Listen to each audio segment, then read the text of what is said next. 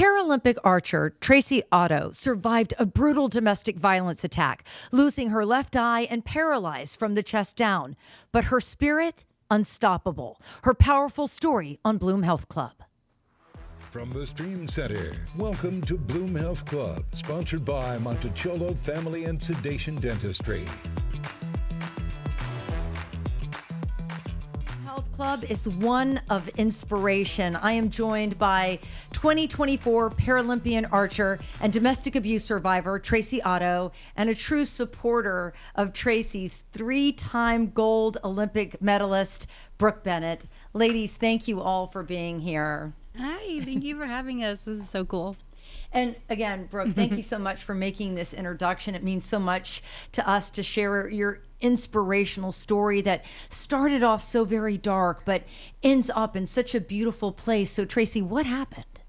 Well, long story short, October 24th of 2019, my ex-boyfriend broke into my house and attempted to take my and my current boyfriend's life.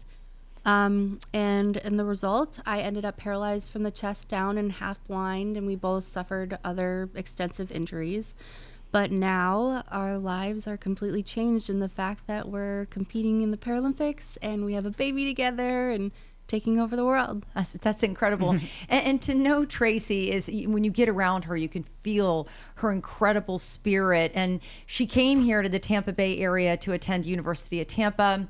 She was going into pre-med, aspiring fitness model, and then everything turned on a dime. But somewhere along the way, you decided to pick up a bow and arrow, like get into archery. How did that come about? I get asked that a lot, actually. And the funny thing is, it was a whim and it was a Google search. I had all of this newfound time on my hands, being newly paralyzed and disabled. And the level of disability that I have, life isn't as simple as, oh, go get a job. You know, I needed to find something to fill my time and to give me passion and purpose in life again. So I Googled adaptive sports programs near me, and I found that they had an archery program. I didn't know what it was going to look like or how we were going to make it happen, but I turned to Ricky and I go, hey, we're going to shoot archery. And he goes, girl, your hands don't work. And I'm like, we're going to figure it out. So we did. And Brooke, you heard about this story. Yes. I mean, you heard about this last year when you were in Paris, and there was a huge reunion of all these incredible Olympic athletes. And literally, Tracy's first coach taught her how to pull the bow with her mouth, like using a mouth tab. And the minute, that arrow flew, she said it freed her soul. And when you hear stories like this, inspirational stories, man, it ties right together with people that go for the gold. It does. And I saw the story on Tracy, so it was a little bit over a year ago as she was getting ready to compete, and we were watching so much of the Olympics. And of course, for me, every 4 years, it's my favorite time of the year. And I saw the story with Tracy, and as I was listening to the story, and then to come to find out she was from the Tampa Bay area, so I said, I have to reach out to her. I was working on putting together a welcome home Olympic party for all of our local Olympians with CFY, and I wanted Tracy to be a part of it. And since then, it's really been a growing friendship. And kind of a sisterhood of Auntie Olympians. Auntie Brooke to Riley. We're already planning on when swim lessons are going to happen. Yes. But it just, I think once I go through my career and I had the amazing accomplishments, and I say Tampa Bay is such a hotbed for great athletes and Olympians, and then Tracy's story and getting to know her more, I want to kind of guide her as best as I can to tell her story. Because there's two stories to be told. One, becoming a Paralympian and being a part of that family. But then two, her not being afraid to talk about what happened and to be the advocate of domestic violence to help women either avoid what happened to Tracy or help them cope with something that happened to them. And I'm very lucky that Tracy is sitting next to us and that he was not successful on ending her life or Ricky's life, because like she said, she always looks at everything as the glass half full, and that's such a strong message to anybody out there. Yeah, and Tracy's attacker, who again was her ex-boyfriend, came at her with a pellet gun, shooting at close range, and a knife, which left her paralyzed from the chest down, if I'm remembering correctly. And when that all happened, Tracy, that must have just been the darkest days of your life, because everything turned on a dime. But the beautiful silver lining in all of this is that Ricky, your fiance now, never left your side throughout all of this. Right. He, from the get-go, said, this is what it is, and we're going to figure out, and everything's going to be okay. It came down to, I remember in January of 2020, my family abandoned me at a nursing home in Chicago. And after that event, Ricky literally looked me in the face. He says, "Girl, I got you. We're going to be fine. We're going to rebuild. We're going to make the best life possible." And here we are. And you have a baby girl who turned 8 months today, Riessle. How has that changed your life? Wow. Motherhood, being a disabled mother, has been a lot. It's been a whirlwind with lots of emotions and lots of chaos, as anybody can imagine. But, there is the fact that it's another challenge, but it's the best, most amazing thing I love to do. And it's the hardest thing I've ever done, aside from recovering from a spinal cord injury. It's hard anyways, being a mom, right, Gayle? Yeah, so I'm like, so hard. Sometimes, Tracy will reach out, or I'll see that she's posted something, or ask her how she's doing. And I said, "Sweetheart, I know you think it's challenging because of your situation, but we've all felt it too." Yeah. So you're so I think in the aspect, I try to kind of give her a laugh to say it's hard no matter what. I understand that your challenges are much harder, but you bring me back down to earth. Motherhood is like challenging on all levels. And no matter how big, because you and I were talking about this earlier in studio, Tracy. I mean, your baby is always your baby. My littlest is 18, and you're always facing the challenges of motherhood. Yes. I want to bring in, I didn't bring in Nacha Castillo, who is our lead producer and switching the show today. She might be jumping in from time to time. She's waved. There she is. Hey, Nacha. Whenever you want to join the conversation, feel free. I know you're behind the scenes making the magic happen, and we appreciate you so much. Brooke, I want to kind of circle back to something that you were talking to the both of us about.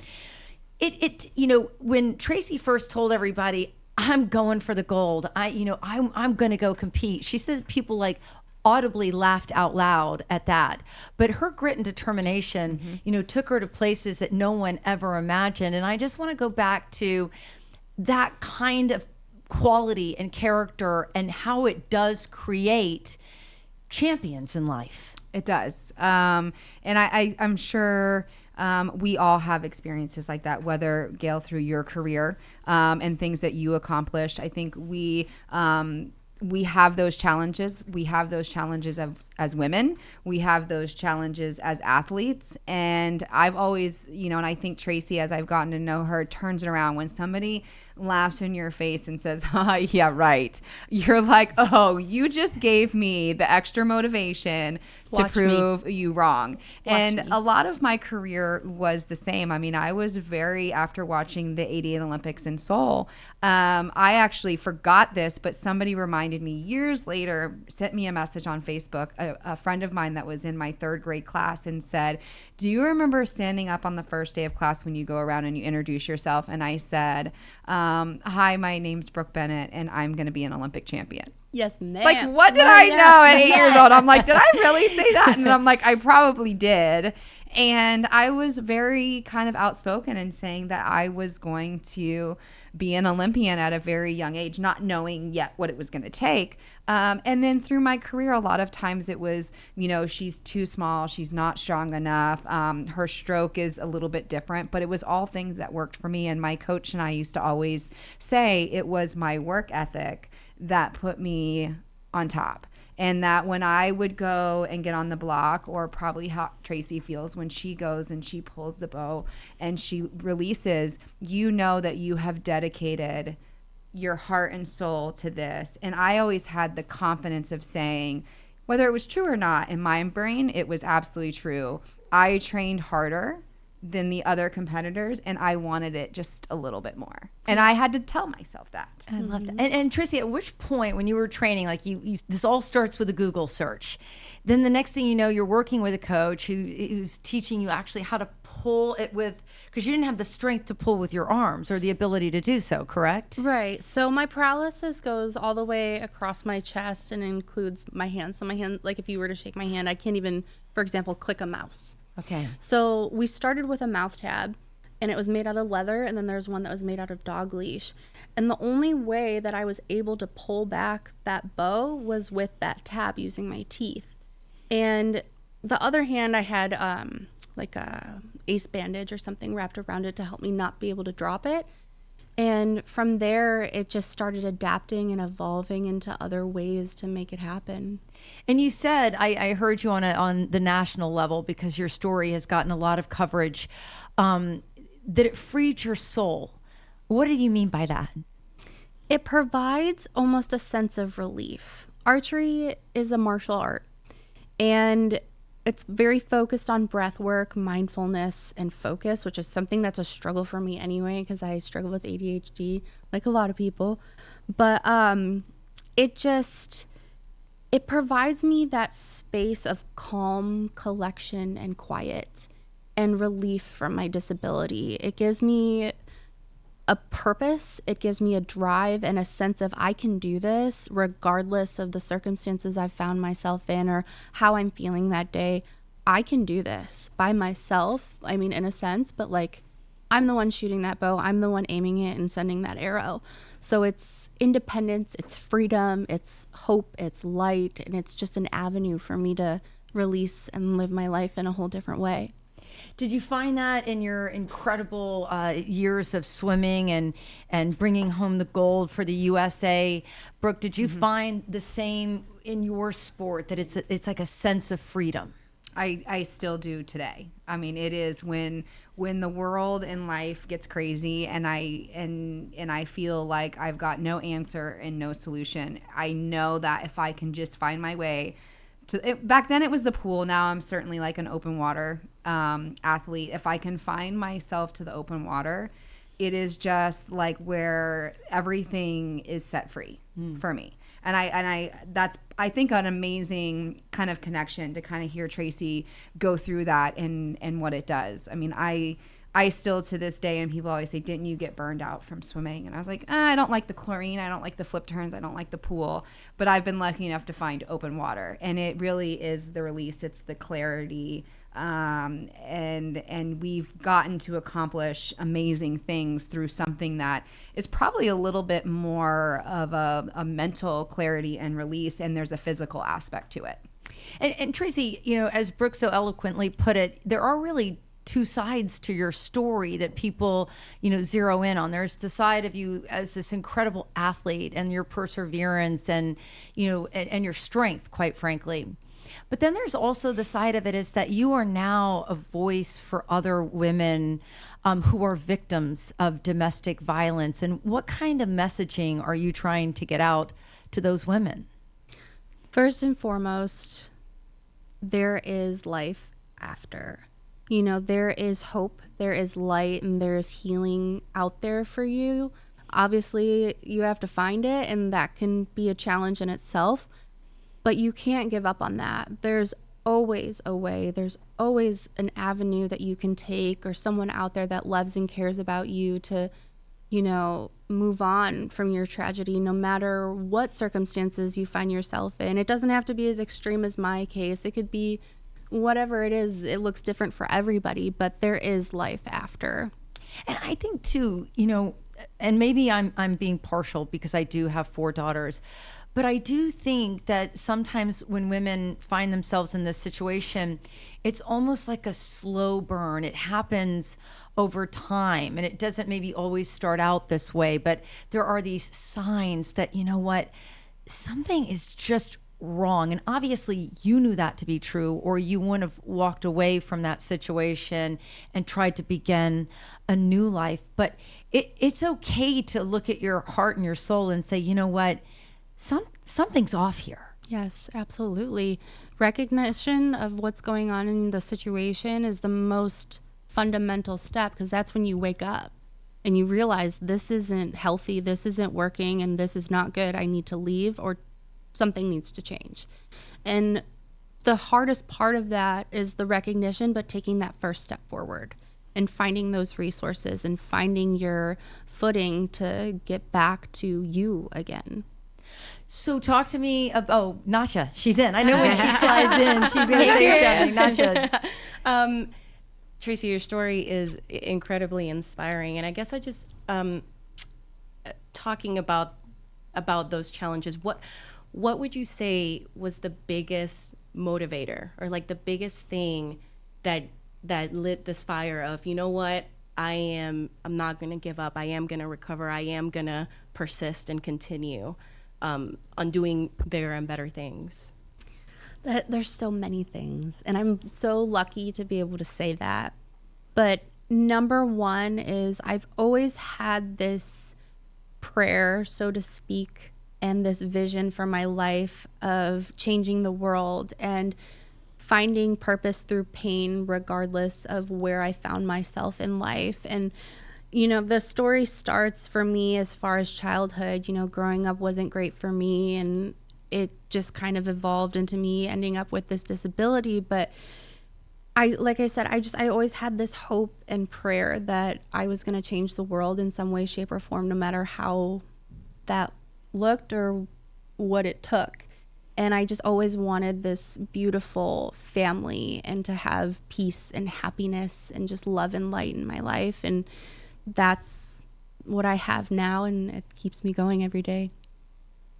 That is so incredibly beautiful. And I do think it's a really powerful message. Earlier, Tracy and Brooke were both on our globally syndicated health and wellness show, and you know, you spoke to that, Brooke, about how Tracy's story is one that resonates with all of us, because you're right, we do hit these very, very dark spaces in our lives. You know, some moments where, like in my life, I'm like, do I really need to be here? But I think at the end of the day, you know, holding on to that hope, faith, whatever it is that drives you in life, that's what propels you forward. And, you know, the people that are watching instead of listening today can't see the great guy in the corner holding this adorable blue, doughy-eyed little 8-month girl. But when you see it all come together, you know, it really does teach you that life is beautiful. You just have to hold tight during the dark times. Yeah. Well, and I mean, Tracy's story, I think, resonates with everyone. But the one thing that I think I've learned and I've appreciated so much of getting to know Tracy is she's never really played the victim role. I've never heard her be that way. She's always got the positive twist on it, and I know it's not always like that. I mean, Tracy and I have shared some conversations, and you know, and I think they always say, as cliche as it sounds, it's okay not to be okay. But it is just a voice that one thing that I admire Tracy about is she's really stepped up, and she's not afraid to step back. She's not afraid to put her family first. But I think not playing the victim role and going forward is the example. And for the avenue with you, Gayle, and Bloom, to be able to share that. And it resonates not only with me being an Olympian too and being the athlete, but this story goes too with what I do with CFY and our young kids today and our youth, because we work with kids in Pinellas County that, you know, don't have the pleasure to always be able to participate in sports because financially those families can't do it, or they have stories that aren't so great, but CFY is able to step in to give them a positive outlet to be on a youth sports team and have mentors and have coaches to, if they're going down a dark path, we can hopefully use athletics to gear that. So it all kind of circles in together. Beautiful. That is so beautiful. All right. Let's take a moment to ask some viewer questions here. Cindy wrote in and she wants to know, Tracy, how did you stay motivated when facing physical or emotional challenges? That's a great question, because a lot of times I wasn't.